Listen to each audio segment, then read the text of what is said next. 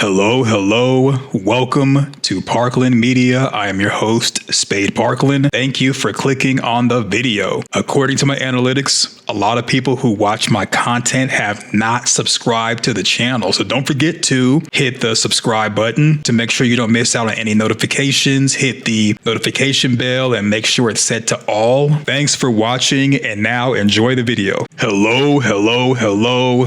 Welcome. If you're new here, please subscribe, thumb up the video, share everywhere, including your YouTube community tab, please and thank you. If you are returning, welcome home. This is not really necessarily an inspiration for this video, but there's a couple of comments that were like this one. This is S Dixie 666. Gang.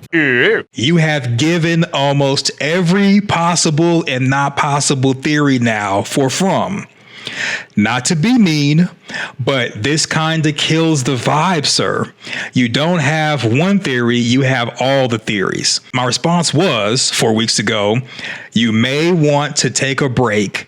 There are more theories to come all the way to season 4. So I get a lot of comments like this, and most of the time I ignore them. I took time out to respond to this by saying this much. I'm aware that it's possible that the theories that I come up with, and probably other people in the FROMville and From community, may come up with a theory or explanation or just information or like a leak or a spoiler, or maybe just dialogue and conversation on a live stream.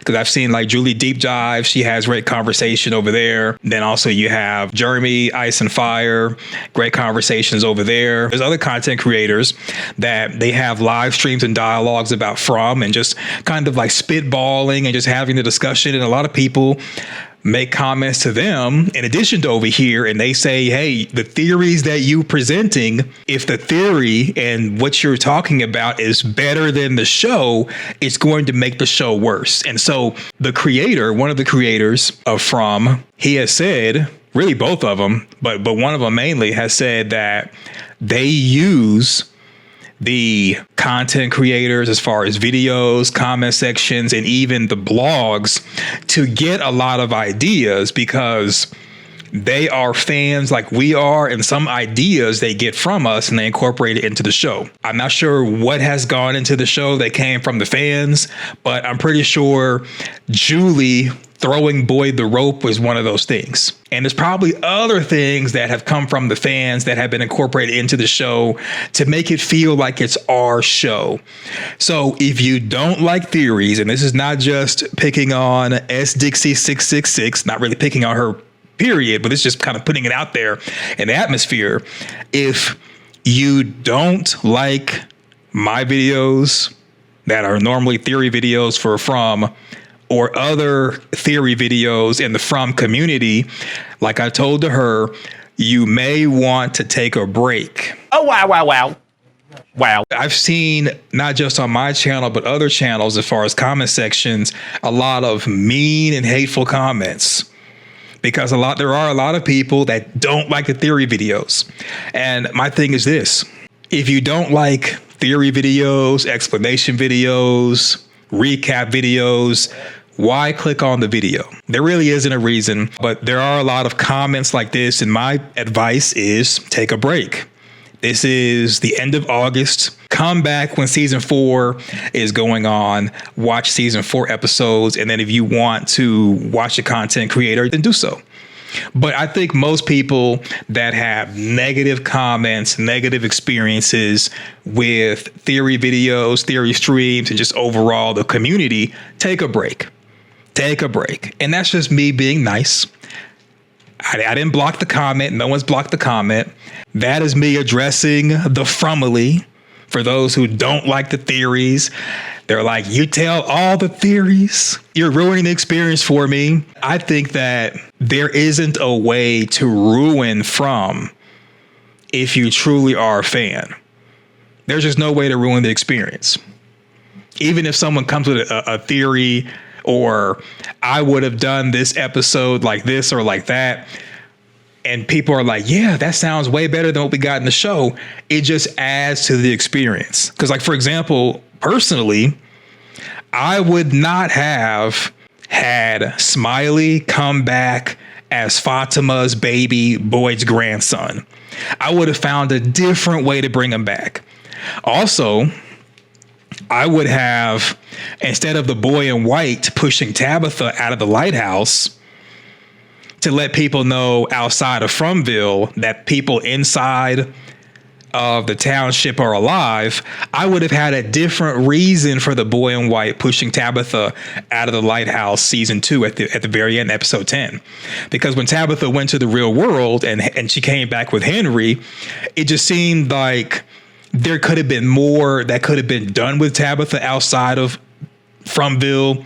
And if she was going to come back, I would have brought her back maybe towards the end of season 3 in time for her to be with Jim and with Jade to do the whole reveal. Because while Tabitha, once she was brought back in and we got the tree thing with Dale, it just seemed like we got wow moments and whoa moments, but it wasn't really much substance than we could have gotten. And we're on season 4. We're going into season 4. Season 3 was supposed to be the end of the beginning. We're going on to season 4, and season 4 may be wildly and drastically different than seasons 1, 2, 3. And if that's the case, then that means a lot of mysteries in 1, 2, 3, as far as the seasons, may not be addressed. So I think it's just my critiques as far as that. I think we should have had more time with Tabitha outside of FROMville, more navigating the tunnels, navigating the chambers and the caves, maybe even gotten some more information as far as the original townspeople. I would have liked to have seen the man in the yellow suit earlier than the end of season 3.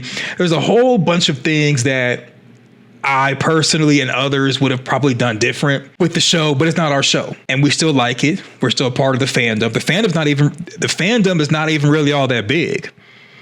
It is not that big. That's the reason why, in my opinion, a lot of people, including Harold, who plays Boyd, was celebrating every time the series was renewed for a new season, because it's not that large of a fan base. It's actually a cult following that's making MGM continue to allow From to be created. And the fandom, which is a cult following, because it's very, very small, believe it or not, we're able to push for the seasons to be renewed because we're continuing to talk about it in off season. Because the last time we had an episode of From was 2024. And you're here August 2025, and we're still talking about From. Other people are still talking about it. People are making videos. They're on Facebook talking about it. They're on Reddit. They're on TikTok, of course, YouTube. People are everywhere talking about the show, and even Instagram. And new people are being introduced to the show almost every week. And that's what is keeping things going. And it's the theories. People pushing theories, promoting theories, talking about theories is what is helping the show stay alive. So take a break if you don't like theory videos, if you don't like this channel or this content, because we are going to be continuing on with the theories. Ready, set, go. All right, so before getting into the rest of the video, one of the sponsors for today's video, 3 weeks ago, I'm late, is Pop Shepsky for the super thanks. Says, needs to keep the lights on. Yes, and I appreciate it. Thank you, thank you, thank you. And Amanda the Great, aka Amanda Kenny 4997, I appreciate it. Thank you for being a channel member. She gives a super thanks. I really appreciate it. I appreciate you, Amanda. Thanks again for Amanda, the Great Amanda Kenny, for giving another super thanks. I posted Jade and Victor's jam session. They did a concert for the couple of different songs, including the opening theme, the From theme. It's awesome. It's Chef's Kiss. It was great to see Jade. Well, even though it's not Jade and Victor, it's great to see the actors coming together and doing that. And it just kind of adds to the already amazing fan base of the Fromily that we all know and love. This video actually is inspired by the Fromaholic Fletcher. He made this comment 9 days ago. We've been going back and forth on a couple of different comments. And so the theory is the fallen trees before town placed themselves, their theory. When Boyd, the Matthews, Tabitha, and Henry, the 3 times we've seen the fallen tree on the fallen tree road, the reason why we see different trees, not just because it's different roads, but it's because it's literally different trees placing themselves on the road. The children that were sacrificed, they put their hope into the roots. The roots became the symbol. The symbols became the faraway trees. And I think the entire forest was turned into like a living thing. Like we already know trees are alive, but I think that it's not just the faraway trees that are magic with the poles. The entire forest is, we'll just say, magic. Kind of going back, and I could do a separate video to show you the different clips on what I'm referencing if need be. This could be a part 1 if people want it to be, or you could just go off of what I'm saying. Victor was talking to Ethan and said that the trees, this is season 1, he said the trees moved 4 inches. That's what Victor was telling Ethan after Victor was doing the whole pace counting thing. So you and I both know forests don't move, trees don't move. They're all stationary. But for Victor to say that it moved 4 inches in season 1 means that the trees can move. He did the pace counting, 4 inches. So FROMaholic Fletcher says, and this is in regards to the Julie video, when I said that it's more than likely that, in my opinion, in my theory, that the reason why she had the scratches on her face, am I doing the right side? No. On her, yeah, well, I guess, the scratches on her face was because it was done by trees. Because we know that when it comes to the creatures, they go for the jugular. The man in the yellow suit goes for the chest, ripping out hearts, okay? Breaking hearts, if you will. But the creatures go for the neck. The man in the yellow suit goes for the heart. The cicadas go inside of you. It would make sense that Julie may be trying to get into a faraway tree that may be hostile in the future where she's from, or maybe she was running and just ran into it. It would just make more sense that a branch, which is eye level, would be scratching her face and it wouldn't be bleeding. If a creature gets you and it doesn't give a fatal blow that's instant, like with Father Khatri season 1, how he got hit by the creature, but he was able to kind of stumble to Boyd, and Boyd brought him inside and laid him on the ground. For anything to cause that kind of damage and you just have a little scratch is more than likely a tree. And we're assuming that Christy and Marielle are in the future. If Julie did get damage and time had passed, she would have had probably a bandage on her face like Randall did when the creatures slashed his face. With Julie, it seemed like it was a fresh wound, in my opinion, but it wasn't bleeding, which more than likely would be damage from a branch or a tree or something. FROMaholic Fletcher says, WTF you saying? Martin isn't in the future, he's in 1864, because when Boyd entered the tree that led him into Martin's dungeon, he has the bottle note with the date 1864, and that's how he travels back in time to when those ruins were active, 1864. If that place is currently in ruins, how TF, VF, Martin is locked in there, but in the future, he's stuck in the past. And so my response is, you're assuming he went to 1864 because of the bottle note that says 1864, but 1864 are music notes, not dates per season 3, episode 10. And so his response is, Parkland Media, no brother. Okay, sounding like Hulk Hogan. No brother. 1864 is also a date. Check the dates in the lighthouse, Tabitha's vision. Those numbers are dates, and 1864 is the only music notes and also a date in Tabitha. He is correct. 1864 is one of the numbers in the lighthouse in Tabitha's dream sequence.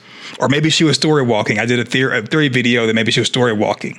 But 1864, 1864 is one of the numbers. If Boyd and Julie traveled to 1864 to meet Martin there, how would Martin know Julie's name when Julie appeared if Julie went to the past and had never met him before. When Julie story walked into the dungeon where Martin was like, Julie? So you could say, well, maybe Julie has story walked before in the future to the past, and that's where she met Martin. And that's fair enough. But when Julie, after throwing Boy the rope, she walks through the door in the dungeon and walks directly into the cave.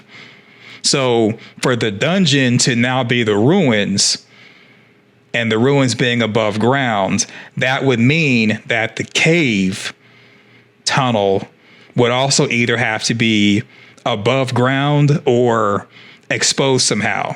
Now you might say, well, maybe the dungeon are the ruins that are above ground, and maybe the tunnel was somehow separated from the ruins and covered with earth or with dirt. Then we would probably have seen that. We haven't seen any evidence that the tunnels, which are basically a part of the whole cave system, including the chambers, are not connected together. Every time we've seen anyone navigating the tunnels and the chambers, they're walking in a straight line.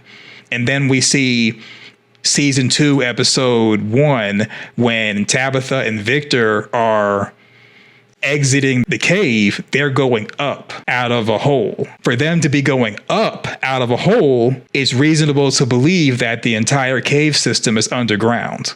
So if the entire cave system is underground and leveled, the tunnel connected to the dungeon would also be on the same level as the rest of the cave system, except for where Tabitha and Victor exit the cave. It's reasonable to believe that because all the characters go to that one entrance when talking about going into the cave or leaving the cave, that's the only way in, only way out, I guess, that we know of. Maybe season 4 or 5, they'll show a separate area, but it just seemed like the chamber that Martin was in, which we call the dungeon, was leveled with the cave system, that's a tunnel, and that there's not been a situation where the tunnels were made lower to justify the dungeon being ruins above ground and the rest of the cave system underground, and no, like, I guess, break in between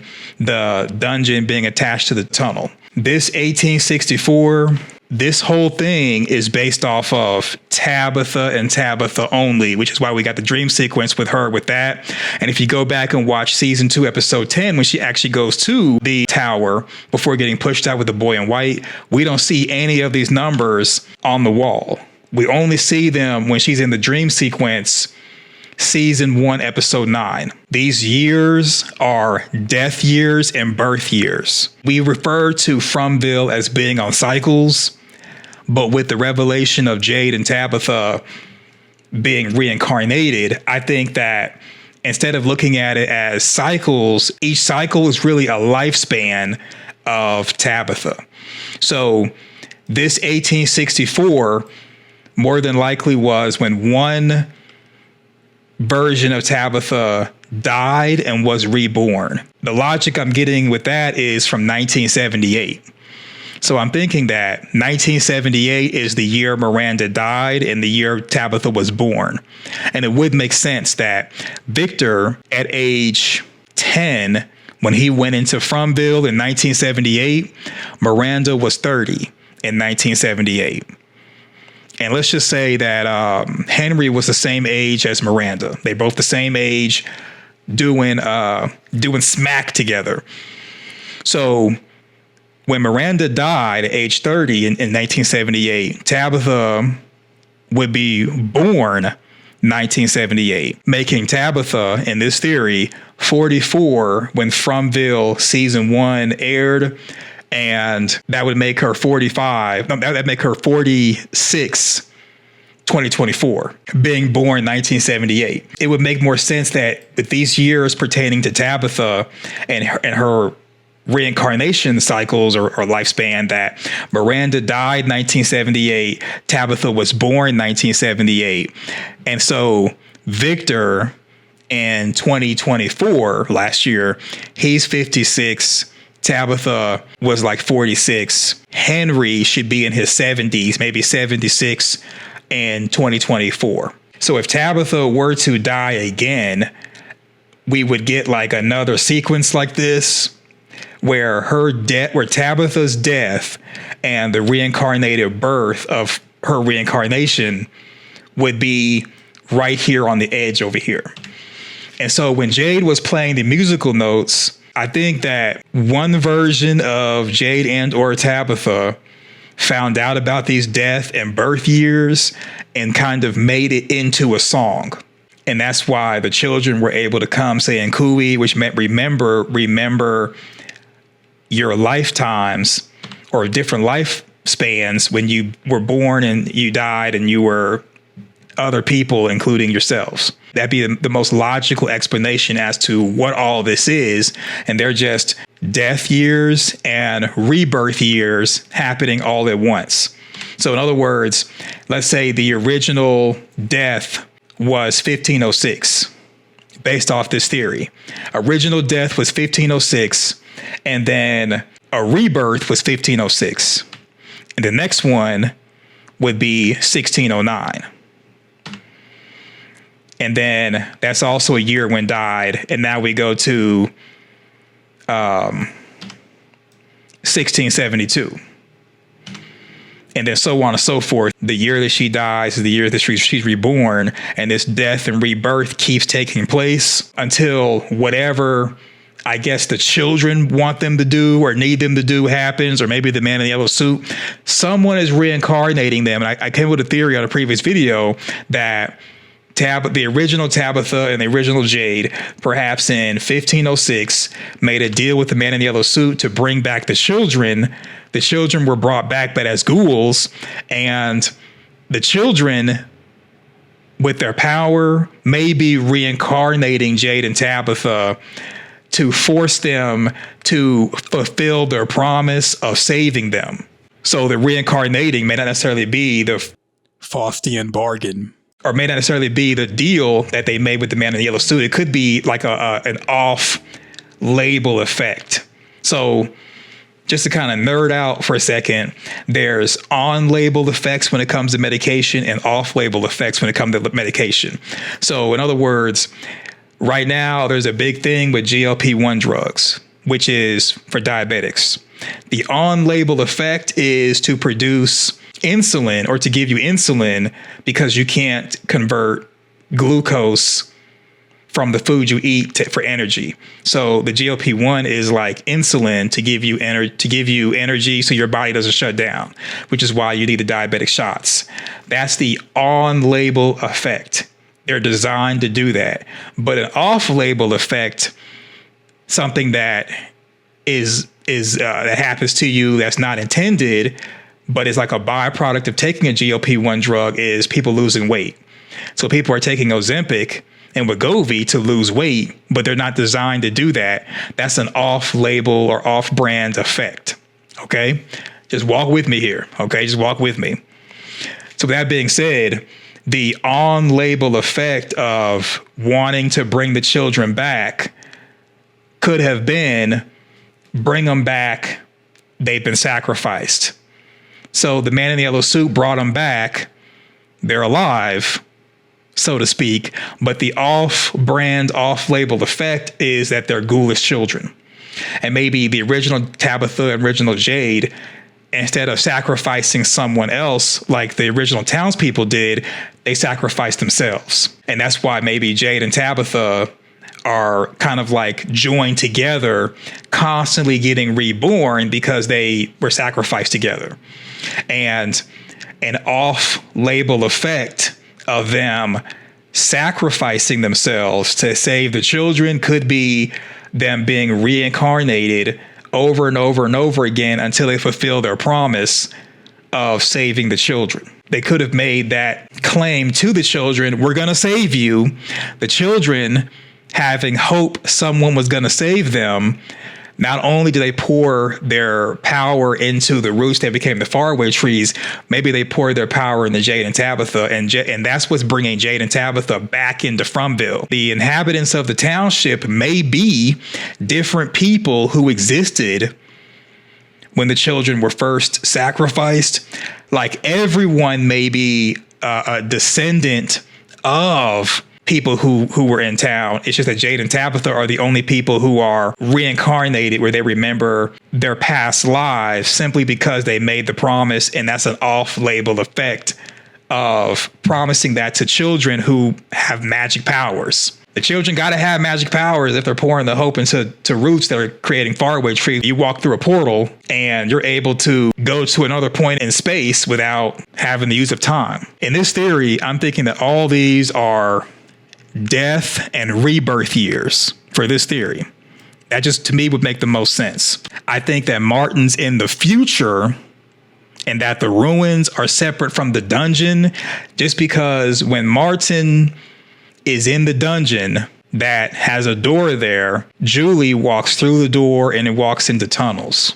She walks through the door and walks into tunnels. I'm thinking that it's not that when Boyd went to the ruins, when he had the torch, that it transported him when he walked in there into the past. I think it just transported him to the dungeon that's below. And so Julie has the power to story walk and goes to different points in time. But that's the reason why Boyd, when he went to the dungeon, when he had the torch, he went down there and found Julie, Randall, and Marielle in the present, confined there. And Boyd did not travel to any other point in time and miss Randall, Marielle, and Julie in the dungeon confined when the cicadas went inside of them. Now, Boyd going through the faraway tree, going to, let's say, the future, I don't think it necessarily was because of the letter. I mean, the words on the sheet of paper. I think that it's because of the faraway trees portal. In season 1, the faraway trees had the barking noise that Victor heard, and it made Victor kind of like spaz out. And I think that the faraway trees with the portal were making that barking noise from the past. So I think the time travel is really about the portal in the tree itself, not having something on a piece of paper taking you to that point in time. Martin in the future meets future Julie, and that's the reason why when Julie story walked, she story walked to the future, and Martin was like, Julie? As if he already knew her, because he met a future version of her. Maybe the one with the black hair and the scratched face. That future Julie, Martin may have met her, had conversations with her, and that's the reason why he somewhat recognized Julie. And then also, the same way that Abby was interacting with Boyd in the dungeon, Abby could have done the same thing with Martin in the future, and that's how Martin was able to have a conversation with Boyd about Abby, and even mention Abby by name, and even know that after hearing Boyd say his name, that Boyd knows Abby, not because Martin is in the past when meeting or learning about Abby and Julie, but because he's in the future. To me, that'd be a logical explanation as to how Martin knows about both Abby and Julie, as Martin met Abby and Julie in the future, even if it was a spirit Abby, met them in the future, and Boyd and Julie traveled to the future and met Martin. That also would explain why Abby, when communicating to Boyd through Sarah and called Boyd Mr. Fish and Loaves, Abby was saying that there is evil things in the forest. Same thing that Martin was saying, that there's evil things in the forest. And I think it's because those evil things in the future are full grown and they're running around causing havoc. But in the past, they're not, because they're maybe in a dormant or infant stage. Remember, the boy in white told Victor, everything is changing here. When Victor told the boy in white, you've changed. Talking about the actor getting older. And then the boy in white responded, "You changed too." Well, I think like the boy in white, and maybe even the writers and the director and the creators, they had that dialogue between the boy in white and Victor to communicate to us that what we've seen in FROMville seasons 1 through 3 is like the beginning. Season 4 and 5 are going to be more advanced as far as the evil and different things in the forest. So we're going to see trees actually move, as opposed to them moving 4 inches in season 1 and drag Boyd and Sarah's tent at the end of season 1. We may actually see them get up out of the ground and actually move forward and move around. So we're going to go to the scene with the log cabin, and it sounds like the trees are moving, but they're moving as if you've ever had children and they first start walking, they don't start off actually walking. They start off taking baby steps. So it sounded like the thumping that we're hearing outside the log cabin was like the trees taking baby steps. And I know it's a stretch, it's a yoga stretch, but to me, that would make sense as to why Victor said they moved 4 inches. And I'll play the clip with Sarah and Boyd in the tent so you can hear the trees. And I'll play the log cabin where you can hear the trees. And then that would kind of make sense as to that's what attacked Julie. And like everything is basically, as far as the evil of FROMville and the craziness, is really in the future. That's the reason why Martin was saying there's nightmares in the forest. No, there's darkness in the forest, nightmares. You can't begin to imagine, things you were never meant to see. We haven't seen it seasons 1 through 3 because we're watching from in the past and in the present, whereas Martin is referring to the forest in the future. Abby was telling Sarah and Boyd to turn around because Abby's referring to the forest in the future. So in the future, it may be nightmare fuel and craziness, whereas in the present and in the past, all it is just the creatures, the original townspeople, slow walking in the town and harassing people. Whereas season 4, season 5, the creatures may do more than just strategically get them out of the homes and knock on the door and convince people to open the doors and windows. The creatures may start throwing things in the windows and then just climbing in the windows after people, where the talisman stones are negated. Because when Boyd showed Martin the talisman stone and said, "This keeps us safe," Martin was like, "You think those things that come at night are what did this?" And Martin was terrified when he saw the music box monster. And the music box monster, when talking to Boyd through Sarah, the music box monster said that it was excited when Boyd brought it back to town, meaning that it had to have been in town before for Boyd to bring it back to town. So the music box monster may have been confined in the dungeon with Martin in the future. Like in the future, the townspeople, they may have lost. Here's another theory. It's a theory on theory on theory with this, okay? So my theory on the whole show is that in the end, the townspeople lose. There's no happy ending. They lose. Maybe even there's another cycle where Tabitha is died and reborn and they try again. And maybe they may do a spinoff show for From or whatever. But my theory is in the future, they lose. So when Martin is like, "Julie," he may be surprised, not just because he met Julie in the future, but because Julie is dead in the future. Like, for all we know, when we saw Julie story walking in season 3 at the end, that she was really story walking to stop a lot of things that happen in the future. Like the future, it may be so bad, and that the only, like, she's trying to rewrite the story, even though she believes or knows that she can't, because it's so bad because everybody's dead or everyone's dying. So in the future where Martin is, where he's confined, he might be confined and choosing death over freedom because it's like it's hopeless because we lost and there's no way to win because there's so much evil going on in the forest and in FROMville that I would rather choose death than freedom, because being free from this confinement is worse than death. So it's got to be bad. And to me, it's bad like that because in the end, they lose. I mean, when you think about everything that's going on, being in a town where you drive into it, you're stuck, you drive in a straight line, you go in a circle. The man in the yellow suit controls the weather, probably controls the ground, evil everywhere, darkness in the forest, nightmares. You can't begin to imagine things you were never meant to see.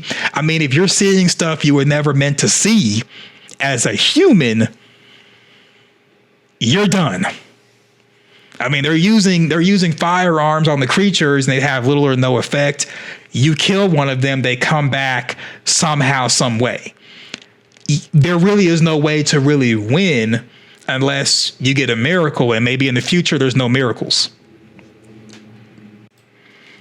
Okay, so just continuing my response to the FROMaholic Fletcher, the lighthouse numbers could be anything, including death years. The numbers in the lighthouse and Tabitha's dream sequence that were not there, season 2, episode 10, have no correlation to the numbers in the bottles, unless you have a theory on how there could be a connection. But even with a connection, the lair was underground and connected to the tunnels. The ruins above ground are a different location from the underground dungeon and is connected to underground tunnels. The show hasn't presented any tunnels. I did a typo there. I'm not going to fix it, y'all. So, but even with a connection to the lair with underground, but even with a connection, the lair was underground and connected to the tunnels. The ruins above ground are a different location from the underground dungeon that is connected to underground tunnels. The show hasn't presented any tunnels severed from a room such as the dungeon, or that the ground above the dungeon eroded for the dungeon to be exposed to the elements to become ruins. So even Boyd, when going to the ruins, was like, hey, there was a well right here. It's not here anymore. And it's like, in my opinion, for the well that would have been somewhat waste level for Boyd to not be there at all, but the sides of the ruins are there. The ruins and the dungeon, in my opinion, have to be two separate locations. I didn't get a response from that. So maybe we got a victory with that. And so the FROMaholic Fletcher says, you need to pay attention. When Jade spent the night with Kenny and Christy, if you listen carefully, those noises outside the cabin looks like someone injured stumbling upon their cabin. I'm starting to feel like it's possibly a story walker Julie's traveling, or another story walker. So listening to thumping noises are something we and the characters can only hear, not see. We don't see outside the cabin in that scene.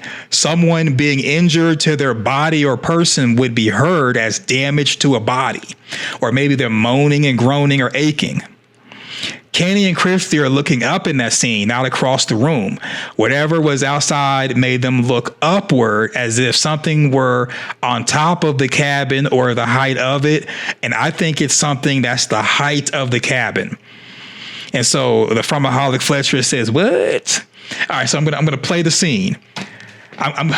So I may continue this if people want me to kind of continue this, because I could go deeper and deeper and deeper and deeper in this. I don't want to have you here for a whole marathon. What I'm going to do is I'm going to play I'm going to give you the timestamps and also play the content. for the cabin and with Julian Boyd in a tent. I think that's what I promised earlier on this very long video. If I missed anything, let me know and I'll do a part 2 and it'll be a different thumbnail, different title. But I think that's the 2 things, is just playing those 2 clips. So I'm going to play both those clips and you'll hear what sounds like trees and a crow. All right, ready, set, go. Okay, we're taking a detour. This may be a theory in a future video, but I know you all were rolling. I know you all were rolling your eyes when I mentioned Phone Thomas and the theories behind that. Just hear me out. This is a stretch, a yoga stretch, but remember the scene where Ethan was talking to Phone Thomas. He was talking to Phone Thomas, and then Jim goes and grabs the phone. Watch this. What is this? Who are you talking to? He says he's Thomas. Now, granted, later on, Ethan says that it's not Thomas when Thomas was trying to talk to him on the RV radio, and the phone Thomas was sounding sinister. But listen to this.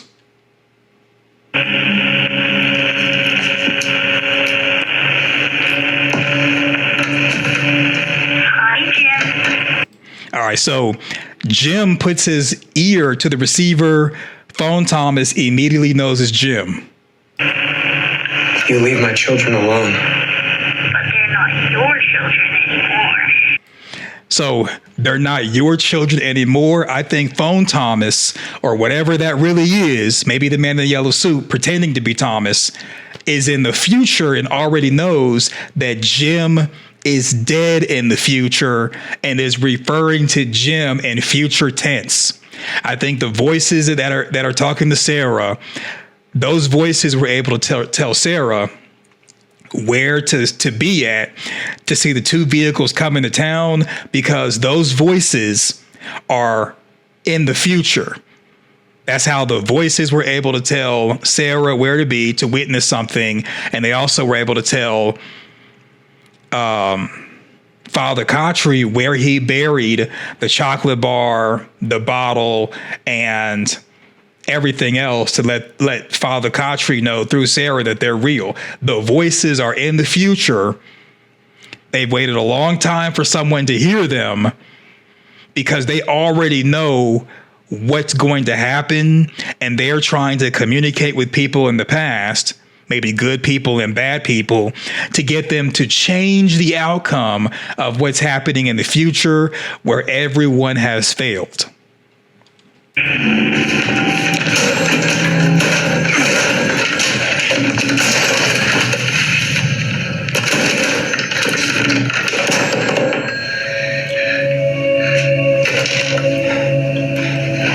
Dad?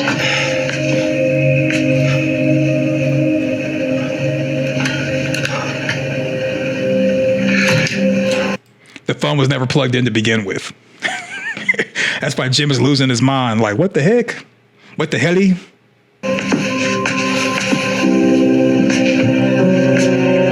What did he say?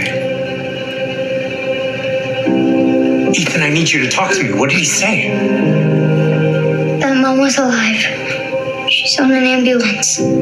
She needs our help. All right, so when he says this, when Phone Thomas told this to Ethan, Phone Thomas was telling the truth. Tabitha was alive. Tabitha was on an ambulance, and Tabitha did need their help in order to be fine, because if it wasn't for Jim and Boyd, the creatures would have gotten Tabitha. And possibly,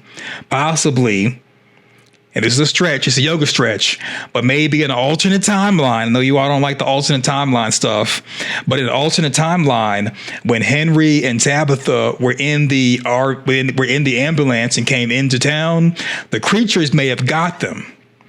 So the voices, or Phone Thomas being maybe one of the voices, may have actually told them this information to have one of the possible realities to actually happen.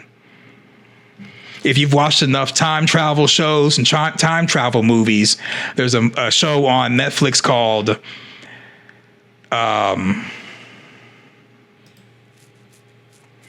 think it's called the Lazarus Project. They get into the whole time travel, timey-wimey stuff, and other movies and television shows do as well, where basically people are in the future and they want to change something, so they go back to the past. Well, you can't travel to the actual past. However, in order to affect the future, instead of like physically going there, maybe you could send information in hopes that people make different choices. That could be the reason why the boy the boy in white was telling Sarah, and Sarah communicated this to Boyd in season 1, that the boy in white wants to help, but he doesn't know how. It could be that the boy in white is in the future, wanting to change the future where everyone loses, but doesn't know how to do it, because giving people information, they either don't take it, do the wrong thing, do whatever they want to do, and the future still happens. It's possible that the boy in white, the voices, phone Thomas, stuff that we could perceive as evil or good or neutral, they're trying to do things to affect the future. And the man in the yellow suit, he may have already have won, and he's doing things to ensure that he wins. So the man in the yellow suit may have killed Jim a different way, but Julie's story walking to the past had a different story, but the same outcome.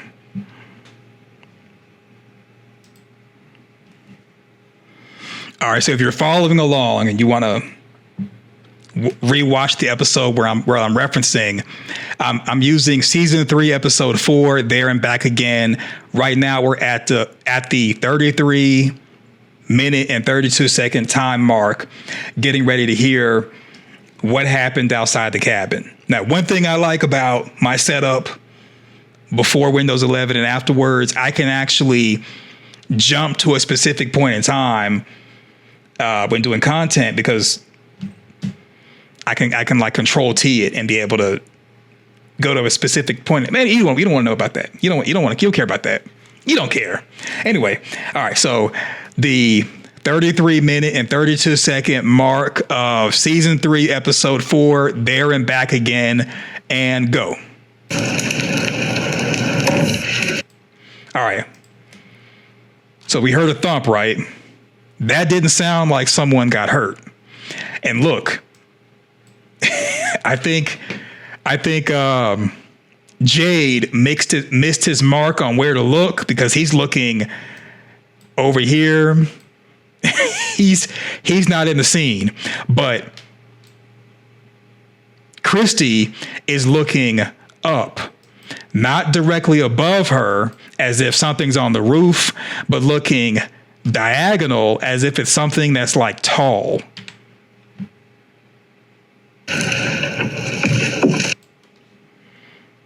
And look at Kenny. Kenny, again, he's looking diagonal,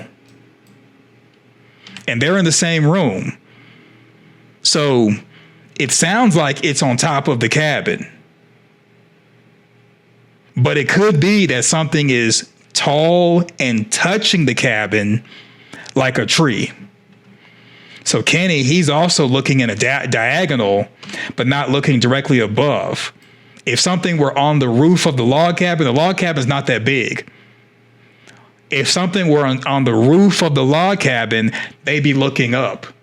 They're not looking up, they're looking diagonal, as if it's something that's like the height of the log cabin. And this is both Kenny and Christy.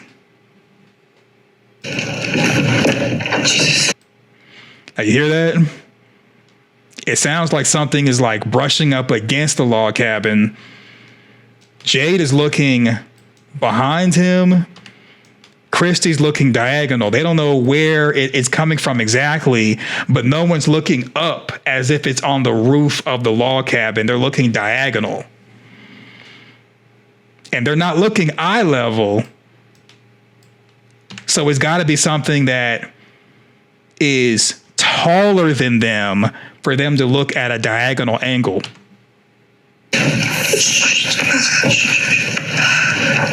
You hear that? That sounded like a crow. Are you sure those things you saw today were hallucinations? All right, let's do it again. Let's do it again. We're going back to the 33-minute and 32-second mark. We're going to do it again. We're going to do it again. This time I'm going to play it straight through. You're going to hear what I believe is like rustling of a tree, thumping up against a log cabin, and then you're going to hear a crow.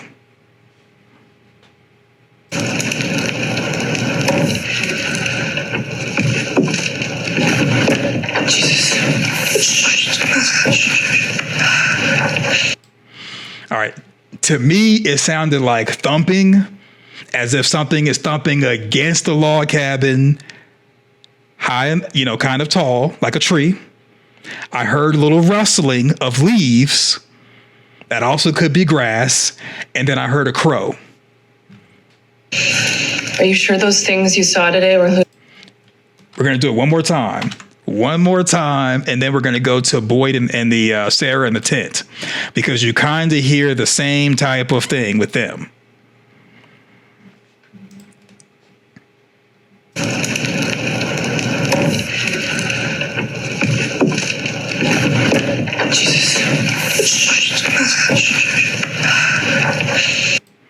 So you hear the crow? I should have said put on headphones before getting started, but to me, I heard somewhat of rustling of leaves, thumping up against a log cabin like a tree, and I heard crows. So the reason why I'm saying that is because of this. Besides when Tilly did the tarot card reading for Fatima and the crow came into Colony House, and then before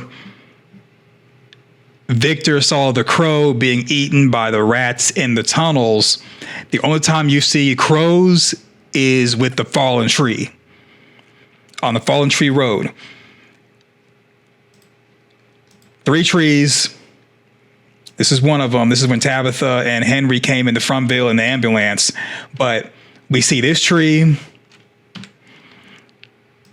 We see this tree. And we see this tree when Boyd and the Stevens first came into FROMville. Now, the characters themselves, and I'm sure you believe like I do, it's very difficult for an actual human to just take these trees and pull them from the roots and put them across the highway. No one is chopping down the tree. These trees are pulled up from the roots. From the roots. You can't see it there, but you can see it here on season 1 with the Matthews. These trees are pulled up from the roots. No one's chopping it down, from the roots. And even, and then Jim says, Tabitha says, maybe a storm did this. And Jim's like, it must have been a pretty powerful storm. Anyone who's been in a storm before where it's a really bad storm, you know that if a tree does fall over, the tree is going to fall maybe somewhere at the base connected to the ground, but it might not necessarily get pulled up from the roots. And the trees that are pulled up from the roots are conveniently spread across the highway as if this was done on purpose. So unless we have something that's very large and powerful doing this in season 1, season 3, flashback in season 4 and season 1, unless we have something powerful there that's doing it that no one has seen while in the forest. Victor hasn't seen anything large and powerful. Boyd hasn't seen anything large and powerful. Kenny and crew that were in the log cabin didn't see anything large and powerful. We have not seen anything large and powerful that can pull a tree from its roots. Seasons 1 through 3. If you're saying, well, maybe it's hidden or it's not around, why wouldn't it reveal itself if it's large and powerful enough to pull a tree from the roots and spread it across the highway if it existed? And my theory is this, that it's not that something large and powerful did this. The actual trees did this. Okay? These trees, and I know it's a stretch, it's a yoga stretch. These trees, all three in these instances with the fallen tree road, they all got up out of the ground,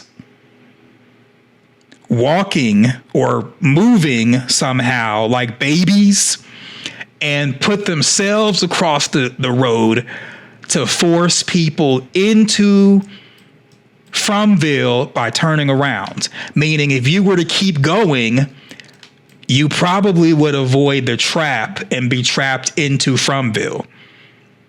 Maybe there's something beyond the trees and all three instances that lead somewhere, like the man in the yellow suit is trying to protect or keep people from going to.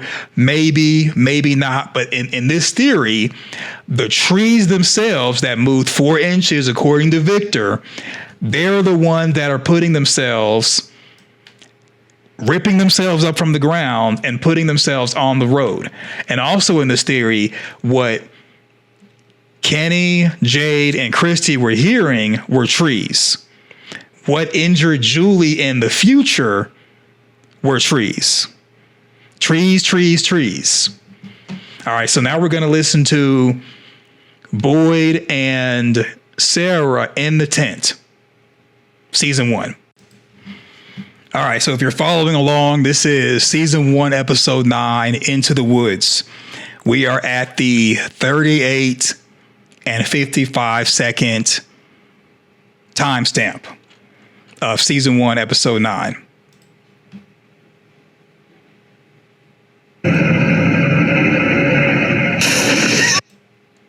All right, you saw that, right? No hands, just a puncture in the tent. Not really a puncture, but like a stabbing in the tent. What's happening? I don't know.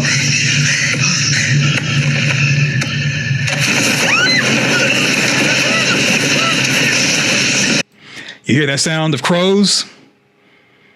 Let me do it again and put on headphones if you need to. There were crows at that point too. All right, going back to 38:55. 38:55.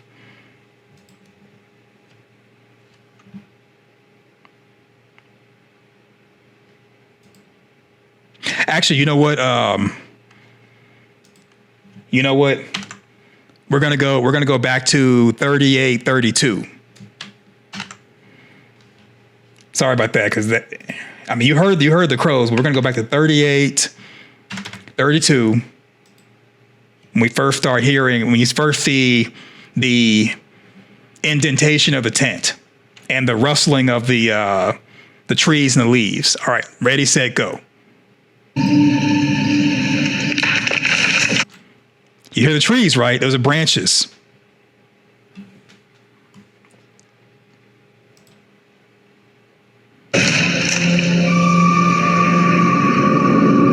What is that? I don't know.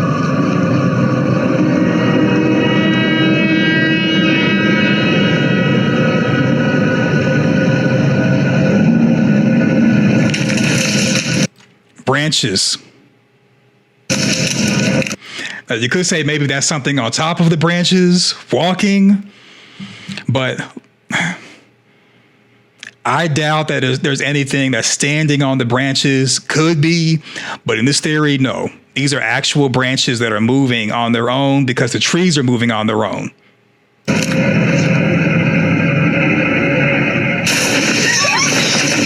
happening? I don't know.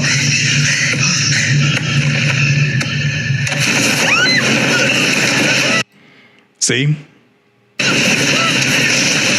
can hear the crows. You hear the crows. All you see is silhouettes of like leaves and brush that they're being dragged. And if it was like a creature that had an appendage as far as the thumb, you would have seen it actually grab the tent and drag it. Maybe even heard breathing from doing the cardio. You don't hear any of that. We hear branches. We hear what I believe are trees. And I heard a distinct sound of a crow. Crows are usually with the fallen trees on the fallen tree road. So I'm thinking that the trees that can move, if not the entire forest or whatever, the crows are with those trees, or the trees are with the crows. And that's why in both outside the log cabin and right now with the tent, you hear not just trees, but crows. Like the crows are always hanging out with the trees that can move. All right, let's go back. We're going to do it one more time and call it a day. One more time. We're going back to 3832.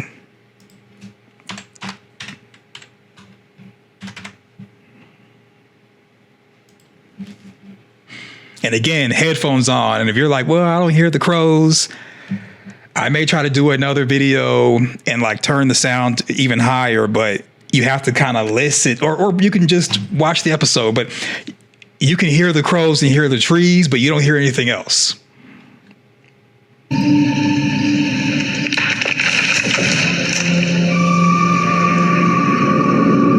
What is that? I don't know.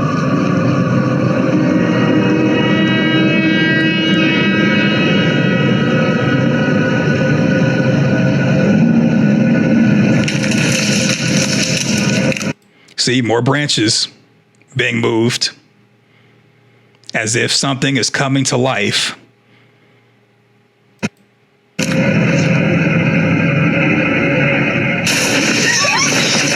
See, there's no silhouette of a hand or anything.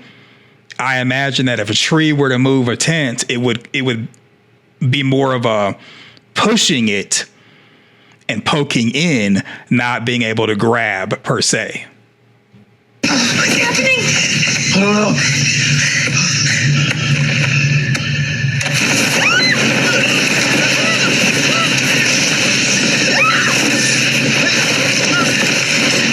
Yeah, it's kind of like a blink and you miss it. Don't have headphones on, you'll miss it. But there's definitely you definitely hear the trees and the branches, but you can also hear the crows distinctly as well. I know some of y'all are like, if you stop talking, I could hear it.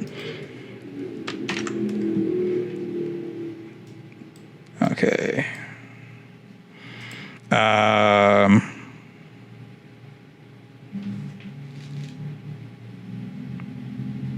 Yeah, so that's it.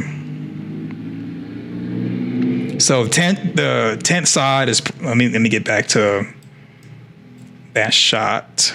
38, 32. Okay. So, and again, just for those following along with timestamps, 3832 is when you start hearing branches moving or being disturbed. Then you hear it again at 3850 mark to the 3854 mark. And the tent is pressed with no silhouette of like a hand or anything that grabs at 3855 and again at 3905. And you can hear a distinct sound of a crow in the background. So I'm thinking, I mean, it's a stretch, it's a yoga stretch, and you know, season 4, season 5, maybe the creators or the writers will give us more information. I could be wrong, but in this theory, I'm 90% sure that the trees moved. The trees put themselves on the fallen tree road. Those were crows. And what Kenny, Jade, and Tabitha heard outside the log cabin were trees. And the reason why the trees aren't like really moving that far, moving that fast and running is because this is FROMville in the present and the past that we see seasons 1 through 3. And the future where Martin is, and Martin is referring to there's darkness in the forest, nightmares you can't begin to imagine, including moving trees, things you were never meant to see.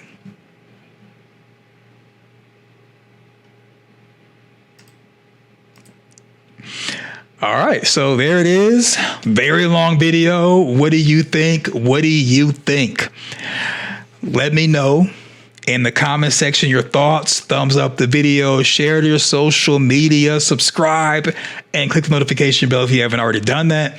Thank you to all the channel members. Thank you for those who have sponsored. I really appreciate the engagement. Also, thank you to the new people. Thank you for giving me this awesome amount of watch time on older videos and live streams.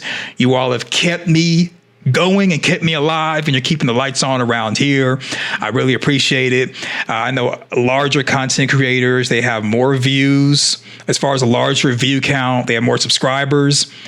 You can't really go off of that as a content creator. What has my videos recommended to a lot of you all is you all giving me watch time. So full disclosure, monetization is based off of people watching commercials. Unless they're a YouTube premium member, then I get a percentage of that. So you watching the entire video and commercials without skipping has really helped out the channel. And my channel with just like 4,000 subscribers can make the same amount of money by having the same, if not more, engagement than larger channels that may get like 1 million views, but they don't get the watch time, meaning people are not watching from beginning to the end. So I really appreciate that. That gives me motivation to keep dropping these videos, even if there's a Windows 11 thingy that I got to do or something in my personal life that's keeping me from creating content. So thanks again. Thumb up the video. Thank you for your support. Thank you for being a YouTube premium member. Thank you for being a Parkland Media channel member. Thank you for commenting in the comment section, giving the thumbs up, sharing to your social media. Check out the community tab on my other channel. I do live streams as far as rain sounds for being able to sleep at night and stuff like that. Maybe you'll be interested in that. Maybe not. Who knows? So thanks for watching. Go forth, do great things, and I'm out. Peace.